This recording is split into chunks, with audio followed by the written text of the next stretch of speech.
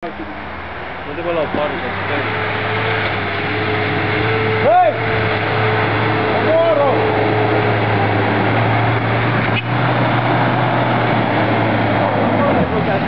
E rău acolo, e rău. Dacă îl împinge un pic... Îl împingi și după aia vine peste. Poate împinge el pe tine.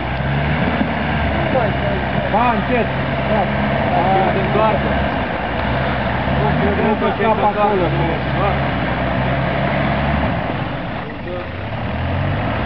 Vezi, dar să facă altceva, bă. Mai stai odată, ia atent.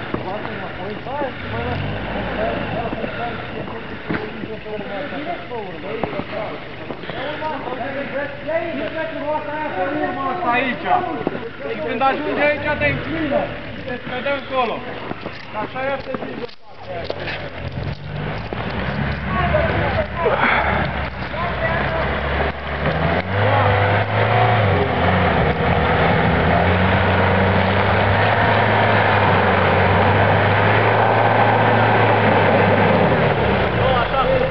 Încearcă cum s-a zis ăsta, prins cu roata din partea aia în canalul ăsta aici. Da. Să vii cu roata asta din stânga pe aici. Dă-i înapoi, bă! Lasă! Dă-i, că mergi! Dă-i așa! Dă-i! Dă-i!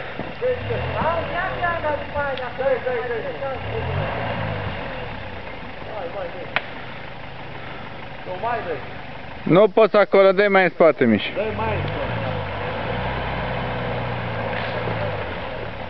Deja că ți-o făcut aici, deja începe tot mai greu. Tot mai... Mai greu în pulă!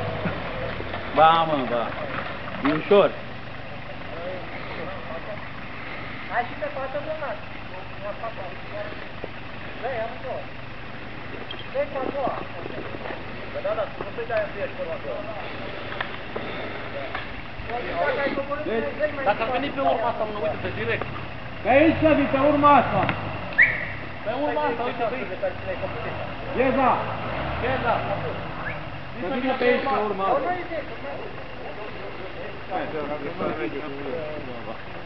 Hai nu, că după aia fute și zice că tu n-ai nici uite acolo.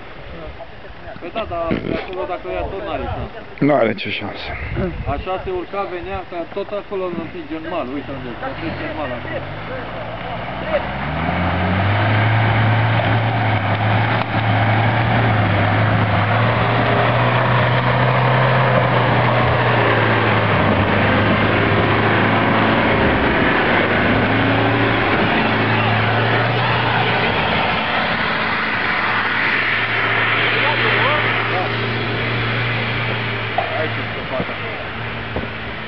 Deci eu ăla? Hai. Da, nu știu cum mă trecut pe lângă el. Ce luari pe acolo. Bă, vezi și cât de lungă și de urcat. Curate pe roata lui. Vine acolo să vedem. Da. Stai să nu-i dea drumul, că s-a blocat poate un pic sus. Nu, că a trecut. A trecut acum. Aha, mai are până sus. Mai e mult până sus? Panta asta e cea mai înaltă. Urcat? Nu. Nu, s-a blocat în curbă.